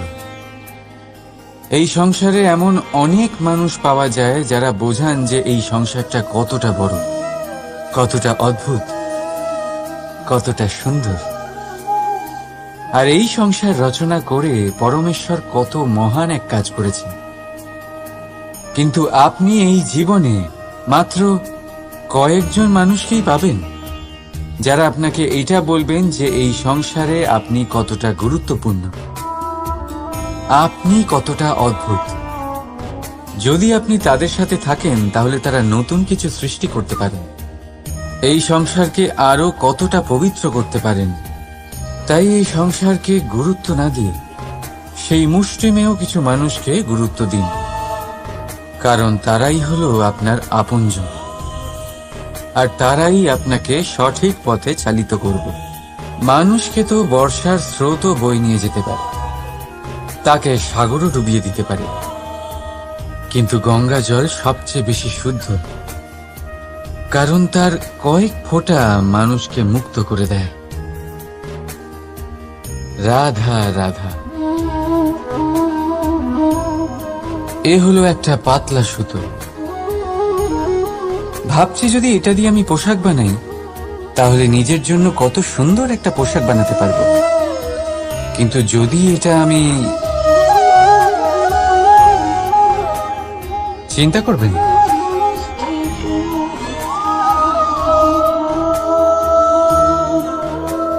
দেখুন এই সুতো জোড়া লেগে গেল। শুধু পার্থক্য হচ্ছে এটাই যে আগের মতো এটা আর সরল নেই, আর এটার দৈর্ঘ্য আগের থেকে কিছুটা কমে গেছে। এই সংসারে প্রেমের সাথেও ঠিক এটাই হতে পারে। প্রেমের এই সুতো যা দুই মানুষকে একসাথে বেঁধে রাখবে। অহংকার আর স্বার্থের আঘাত সে সহ্য করতে পারে না, ছিঁড়ে যায়। চেষ্টা করলে আবার এই সম্পর্ক হয়তো জোড়া লাগতে পারে, কিন্তু তা আগের মতো কখনোই থাকে না, কারণ মনে গিট পড়ে যায়। সেই জন্য প্রেমকে স্নেহের সাথে সামলে রাখুন, অহংকার আর স্বার্থের থেকে দূরে থাকুন। রাধা রাধা। আগুন কি করে? জ্বালায়। সেটা কাঠই হোক, কয়লা হোক, বস্ত্র হোক, যাই আপনি আগুনে দেবেন তা ভস্ম হয়ে যাবে। কিন্তু সোনা, যদি আপনি সোনা আগুনে ফেলেন তাহলে তা কুন্দন হয়ে নিজের অস্তিত্ব তৈরি করে। যদি আপনি লোহা গরম করেন তাহলে তা ইস্পাত হয়ে যায়। কেন কেন হয় এরকম? কারণ তাদের অন্তরের আগুন জ্বালানোর আগুনের থেকে অনেক বেশি তীব্র হয়। এই আগুন হলো পবিত্রতার, এই আগুন হলো নিশ্চয়তার। যদি আপনার লক্ষ্য স্থির থাকে, আপনার ইচ্ছে দৃঢ় হয়, তাহলে কুন্দন হয়ে বেরোবেন, ইস্পাত হয়ে বাঁচবেন, অন্তর থেকে শক্তি পাবেন, আর কেউ আপনার সাথে কোনো অনিষ্ট করতে পারবে না। রাধা রাধা। মানুষের জীবন কি?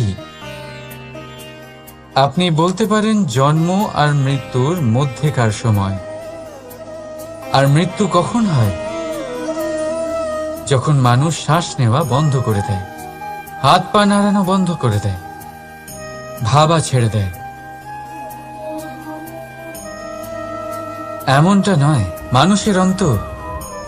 তার মৃত্যু তখনই হয় যখন তার অন্তরের করুণা শেষ হয়ে যায়।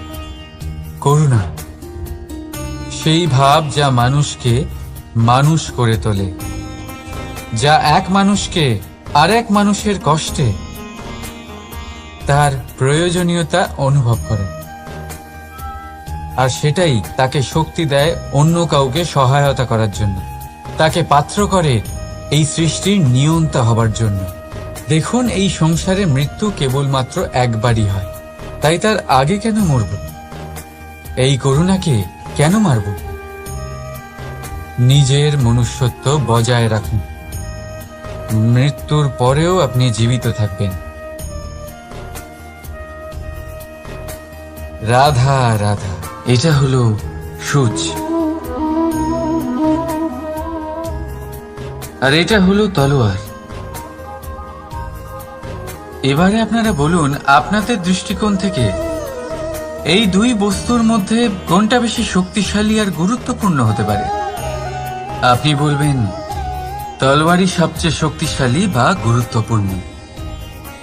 আচ্ছা, মানলাম যে তলোয়ার বেশি ভারী হয়।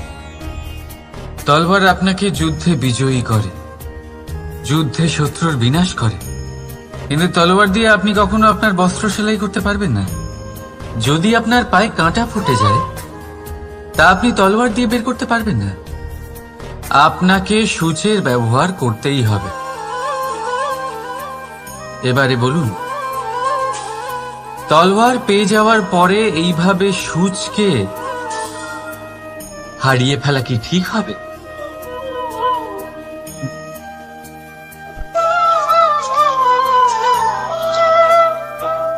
ঠিক সেইভাবেই জীবনে সম্পন্ন বন্ধু পাওয়ার পরেও আপনার সেই বন্ধুদের হারাবেন না যারা কম সম্পন্ন, দরিদ্র। কারণ তারা আপনার সাথে তখন ছিলেন যখন আপনি কিছুই ছিলেন না, আর জীবনে দরকার পড়লে তারাই আপনার কাজে আসবে, সম্পন্ন বন্ধু নয়। তাই যাকে ভালোবেসেছেন তার সাথে বন্ধুত্ব পালন করুন, চিত্ত আনন্দে জেগে উঠবে। রাধা রাধা। পঞ্চমহাভূত জীবন রচনায় এর অবদান অনস্বীকার্য। এই পঞ্চমহাভূত আসলে কি? জল, বায়ু, অগ্নি, মাটি আর আকাশ। এবার শুধুমাত্র জীবন রচনায় এর অবদান আছে তা নয়, শুধু শরীর রচনাতে এর যোগদান আছে তা নয়, বরং এরা হলো আমাদের জীবনের সবথেকে বড় শিক্ষক। এবার আপনারা সকলে চমকে যাবেন, হয়তো আপনারা এই দৃষ্টিভঙ্গি দিয়ে কখনো দেখেননি। আমি আজ আপনাদের বোঝাবো। এদের মধ্যে সবথেকে বড় তত্ত্ব জল। এ আমাদের কি শেখাচ্ছে? এই জল, এর নামই হলো জল, কিন্তু এ কখনোই আমাদের জ্বালায় না, আমাদের জ্বলনের কারণ হয় না। তাহলে কি করে? আমাদের তৃষ্ণা মেটায়, আমাদের শীতলতা প্রদান করে, জীবন দান করে। এর দ্বারা আমরা কি শিক্ষা লাভ করি? যে আপনার উৎপত্তি যেখান থেকেই হোক না কেন, আপনি যেখানেই জন্মগ্রহণ করুন না কেন, আপনার কর্ম সর্বদা শ্রেষ্ঠ হওয়া উচিত। আপনি জলকে যে কোনো পাত্রে রাখুন না কেন, সে সেই অনুসারেই নিজের আকার ধারণ করে নেয়। এর দ্বারা আমরা কি শিক্ষা পাই? এই শিক্ষাই পাই যে যে কোনো পরিস্থিতিতেই নিজেদের মানিয়ে নিতে হবে, নিজেকে সেরকম করে নিতে হবে। যে দেশেই থাকি না কেন, যে স্থানেই থাকি না কেন, যে পরিস্থিতিতেই থাকি না কেন, যে ব্যক্তির সাথেই থাকি না কেন, আমাদের সুখময় হয়ে জীবন অতিবাহিত করা উচিত। দেখুন, আমাদের কত বড় একটা শিক্ষা দিল এই জল, যা আমরা কোনোদিন দেখতেই পাইনি। নিজেকে জলের মতোই করে তুলুন। সুখের ধারায় স্বাচ্ছন্দ্যে প্রবাহমান হতে থাকবেন আপনি। নিজের আকারকে ভেঙে ফেলুন, নিজের সীমা লঙ্ঘন করুন। আপনি অবশ্যই একদিন মহানুভবতা অনুভব করবেন। তাহলে আসুন আর আমার সাথে ভালোবেসে বলুন, রাধা রাধা।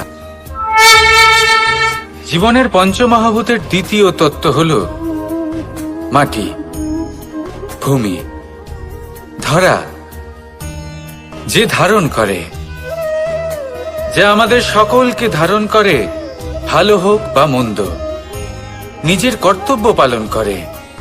আর এটাই শিক্ষা আমাদের জন্য। আমাদেরকেও আমাদের সকল কর্তব্য পালন করতে হবে, তা সে আমাদের নিজেদের প্রতি হোক, আমাদের পরিবারের প্রতি হোক, সমাজের প্রতি হোক বা ঈশ্বরের প্রতি। এই শিক্ষা আমাদের মাটি দিয়ে থাকে। এ আমাদের পদতলে পিষ্ট হয়েও তার বদলে আমাদের বনস্পতি প্রদান করে। অগ্রসর হতে পদক্ষেপ নেওয়ার সময় আমরা পা দিয়েই ধরিত্রীকে পিছনে ঠেলি, কিন্তু এই মাটি আমাদের ঘৃণা করে না। সে আমাদের পরবর্তী পদক্ষেপের জন্য অপেক্ষা করে আর স্বাগত জানায়। আর হয়তো সেই জন্যই এই ধরাকে আমরা ধরিত্রী মাতা বলে থাকি। আর তাই এই পদবী, এই সম্মান, এই ভালোবাসা এর আকার বা এর ভারের জন্য একে প্রদান করা হয় না, প্রদান করা হয় এর স্বভাবের কারণে।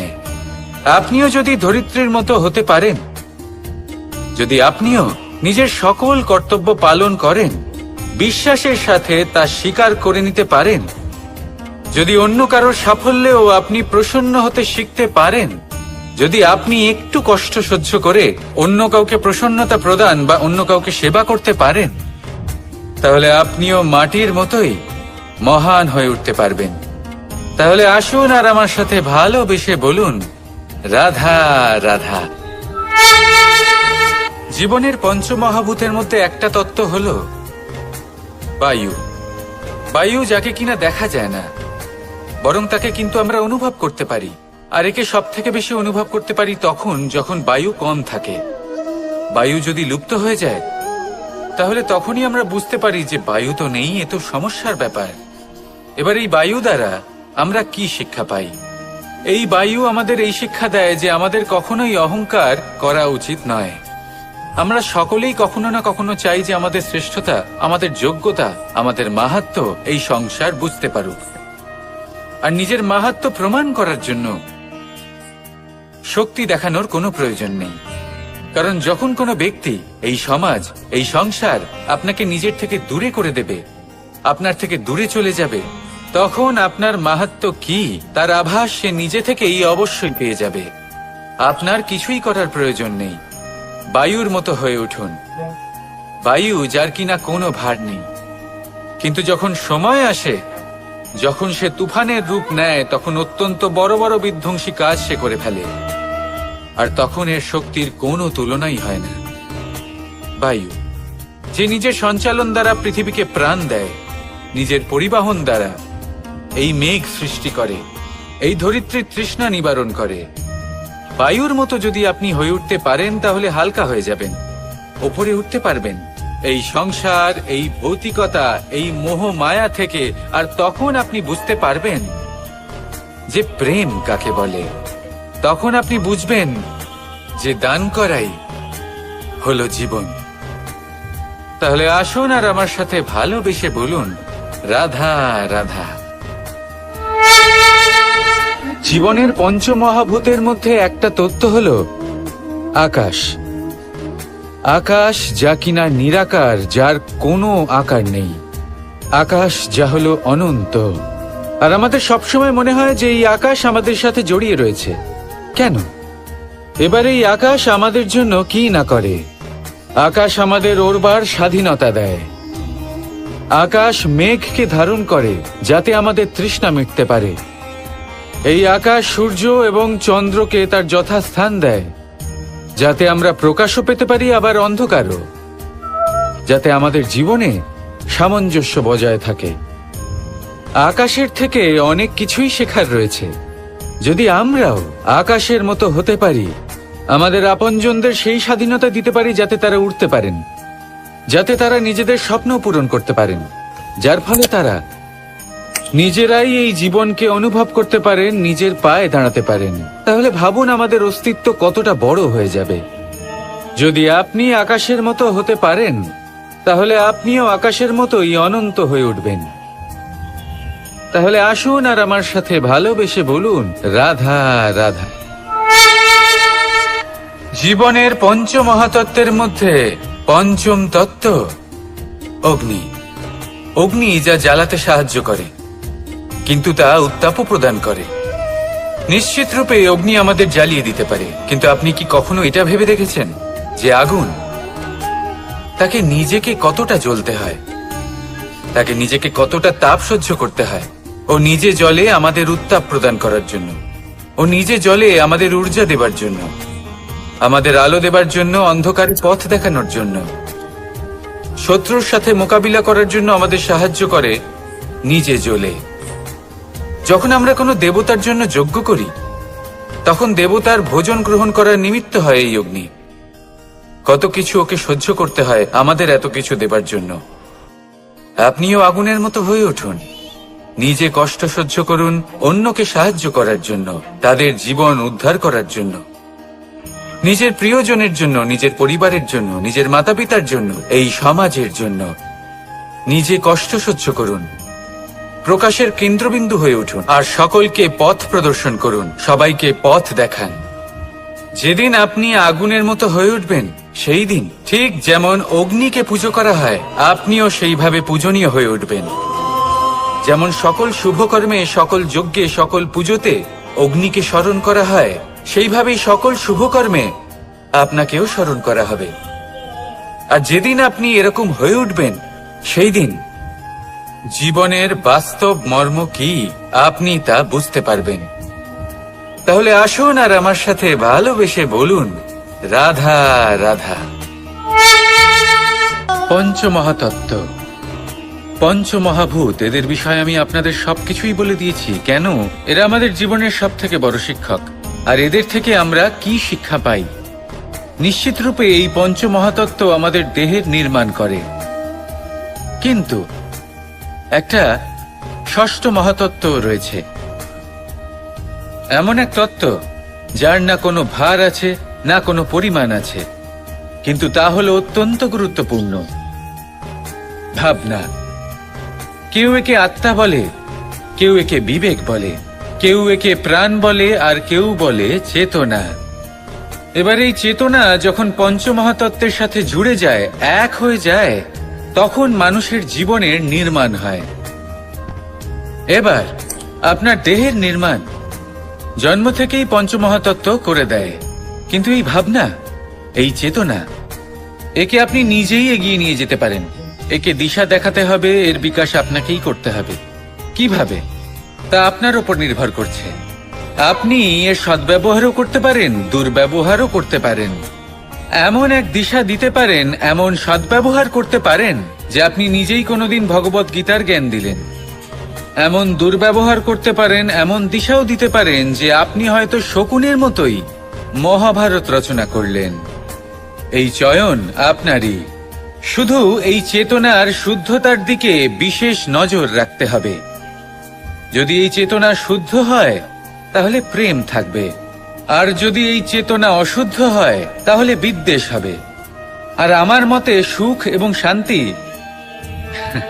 প্রেমের দ্বারাই লাভ হবে, বিদ্বেষ দ্বারা নয়। তাহলে আসুন আর আমার সাথে ভালোবেসে বলুন, রাধা রাধা।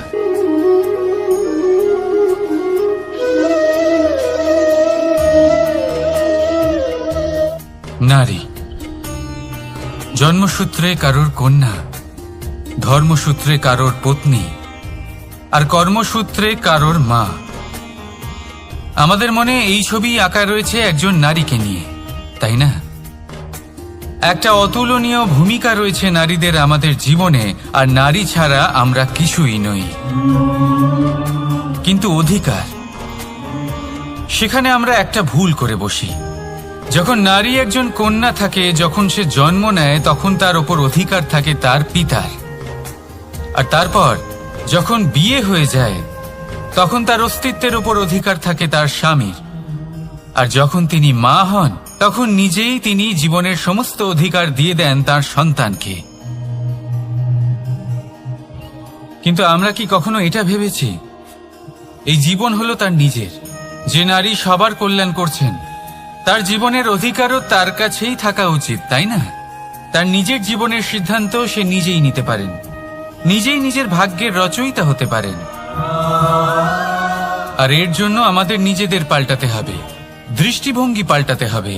কারণ এই ধারণা সেটা আজ বা কালকের ব্যাপার নয়, এটা ঘটে চলেছে বহু বছর ধরে, আর চলতেই থাকবে যদি আমরা এটা না বদলাই।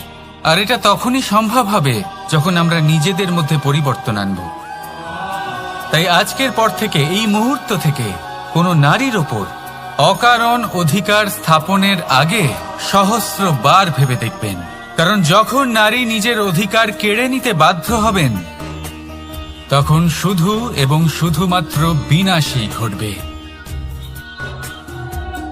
রাধা রাধা।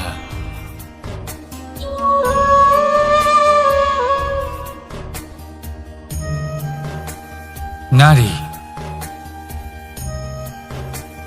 পুরুষরা যাকে নাম দিয়েছেন ত্রিয়া, কেন দিয়েছেন, কে দিয়েছেন, কেউ তা জানে না। কথায় আছে, পুরুষরা ভাবেন যে ত্রিয়া, ভাবেন একরকম, বলেন অন্য কিছু, আর করেন অন্য কিছুই। কিন্তু সত্যিটা কি এটাই? আসল সত্যি হলো এটাই যে ত্রিয়া হলো সেই চরিত্রহীন পুরুষ, আর কেউ নয়। সেই পুরুষ যারা নারীকে বলেন যে আপনি হলেন মা, আপনি হলেন দেবী, আপনি হলেন বোন। আর ভাবেন কি? ভাবেন যে এই নারী হলো আমাদের পায়ের ধুলো, আর কিচ্ছু নয়। আর কি করেন? ওনাদের মাথায়, ওনাদের খোপায় মালা পরিয়ে দিয়ে ভাবেন যে ওনারা হলেন তাদের পায়ের ধুলোর সমান। একজন নারীর সম্মান ভঙ্গ করেন, তাদের দাসী মনে করেন। ভুলবেন না, যত্র নারী আস্ত পূজ্যন্তে রমন্তে তত্র দেবতা। অর্থাৎ যেখানে নারীকে পুজো করা হয়, সেখানে ঈশ্বর বাস করেন। আর যেখানে নারীকে অপমান করা হয়, সেখানে ঈশ্বর এবং ভাগ্য এই দুই রুষ্ট হয়। মনে রাখবেন, যদি নারী কল্যাণকারী হতে পারেন, তাহলে নারী মহাচণ্ডী রূপও ধারণ করতে পারেন। যদি একজন নারী মাতা হয়ে জন্মদান করতে পারেন, তাহলে নারী মৃত্যু হয়ে বিনাশও করতে পারেন। যেখানে নারী অপমানিত হবেন, সেখানে মহান ভারতও মহাভারতের পথে অগ্রসর হতে পারে। তাই মনে রাখবেন, নারীর অপমান যেন কখনোই না ঘটে। আর যদি কোথাও নারীর অপমান হয়, তার অর্থ হলো আপনার বিনাশ আপনার দিকেই আসছে। আর এটা হলো তার প্রথম পদক্ষেপের প্রথম পদধ্বনি। রাধা রাধা। যদি সন্তান কোনো দুষ্কর্ম করে, তাহলে সেই অপরাধ শুধু কি সেই সন্তানের? না, যদি সন্তান দুষ্কর্ম করে তাহলে অপরাধী তার মাতা পিতাও, যারা পুত্রমোহর কারণে সেই অনুচিত কাজে তাকে বাধা দেননি। অপরাধী হলেন তার পিতামহ, যিনি নিজের কর্তব্যবোধের কারণে নিজের পরিবারের যত্ন নেননি, যিনি সন্তানকে কখনো শাস্তি দেননি। অপরাধী হলেন তার সেই গুরুও, যিনি নিজের শিষ্যের সেই দুষ্কর্ম দেখেও তাকে প্রতিহতও করতে পারেননি। একজন হবু রাজার কর্তব্য হলো নিজের প্রজার কাছে সে যেন এক উদাহরণ প্রস্তুত করতে পারে।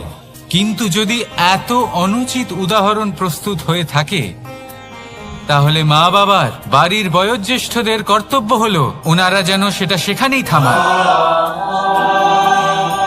হয় ভালোবেসে নয়তো শাস্তি দিয়ে।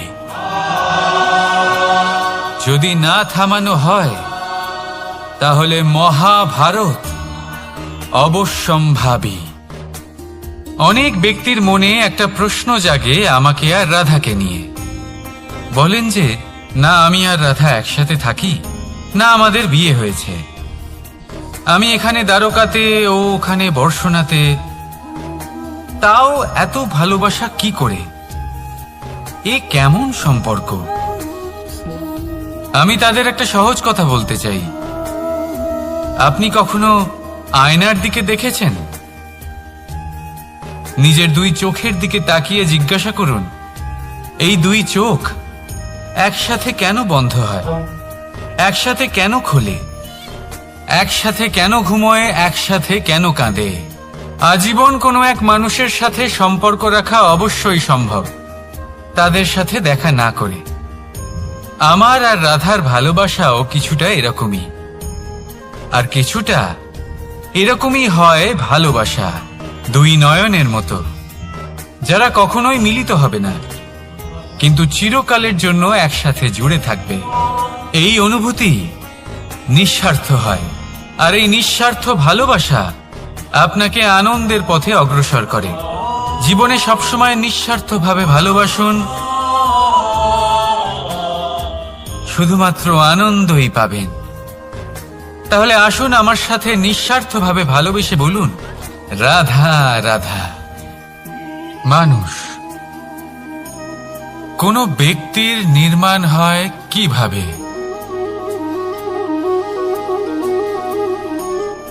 কেউ বলবেন পঞ্চতত্ত্বের দ্বারা, কেউ বলবেন আত্মা, দেহ ও চেতনার দ্বারা, কেউ বলবেন ঈশ্বরের কৃপার দ্বারা, তো কেউ বলবেন এই প্রকৃতির পরীক্ষার দ্বারা।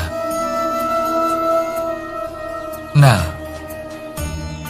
মানুষের নির্মাণ হয়ে থাকে বিশ্বাস দ্বারা। ব্যক্তি তখনই গড়ে ওঠেন যখন ব্যক্তিত্ব থাকে, ঠিক কিনা? আর ব্যক্তিত্ব তখনই হবে, আর সেরকমই হবে যেরকম বিশ্বাস আপনি নিজের উপরে রাখবেন। যদি আপনি মনে করেন আপনি বিষের ন্যায় হবেন, তাহলে আপনি বিষাক্তই হবেন। যদি আপনি এটা মনে করেন যে আপনি অমৃতের ন্যায় হবেন, তাহলে আপনি অমরই হয়ে যাবেন। যদি আপনি নিজের উপরে বিশ্বাস রাখেন যে আপনি সংসারের সব থেকে উঁচু পর্বতের শিখরে পৌঁছতে পারবেন, তাহলে আপনি অবশ্যই পৌঁছবেন। যদি আপনার এরকম মনে হয় যে আপনি এরকম কখনো করতে পারবেন না, তাহলে এরকম কখনোই হবে না। ভেবে দেখবেন, বিশ্বাসের মধ্যেই বিশ্ব বাস করে থাকে, তো আপনার অস্তিত্ব কেন করবে না? যেমন বিশ্বাস আপনি নিজের উপরে রাখবেন, তেমনই আপনি হয়ে উঠবেন। সেই জন্য নিজের উপরে বিশ্বাস রাখুন। আর হ্যাঁ, ভালোবেসে বলুন রাধা রাধা। বাজ পাখিকে পক্ষীরাজ বলা হয়। বাজের আয়ু হলো মোটামুটি 70 বছর। এবার 40 বছর হতে হতেই ওদের পালক লম্বা এবং ভঙ্গুর হয়ে যেতে থাকে, ঠোঁট বেঁকে যায়, ডানা ভারী হয়ে যায়, অর্থাৎ আগের মতো উড়তে পারে না, সেই শক্তি থাকে না। এবার সেই বাজ কি করবে? বাজ সব থেকে কঠিন নির্বাচন করে, নির্বাচন নিজের পুনর্স্থাপনার। সর্বপ্রথম একটা বিশাল পর্বতে যায়, একান্তে নিজের এক বাসস্থান তৈরি করে, আর তারপরে পাথরের সাথে নিজের ঠোঁট বারবার আঘাত করতে করতে সেই ঠোঁট ভেঙে ফেলে। তারপরে সে অপেক্ষা করে সেই ঠোঁট পুনর্নির্মাণ হওয়ার। তারপর সেটাই করে নিজের পালকের সাথে। তারপরে নিজের ডানা থেকে এক এক করে ভারী পালকগুলো ছিঁড়ে ফেলে দেয়। আর তারপর 150 দিনের এই যন্ত্রণা সহ্য করার পরে ও ফিরে পায় নিজের ওড়বার অনন্য ক্ষমতা, সেই শক্তি। আর তারপরে ও জীবনের পরবর্তী 30 বছর বাঁচে। কি বুঝলেন আপনি? যদি ইচ্ছে শক্তি থাকে তাহলে একজন দুর্বলও শক্তিশালী হতে পারে। আপনি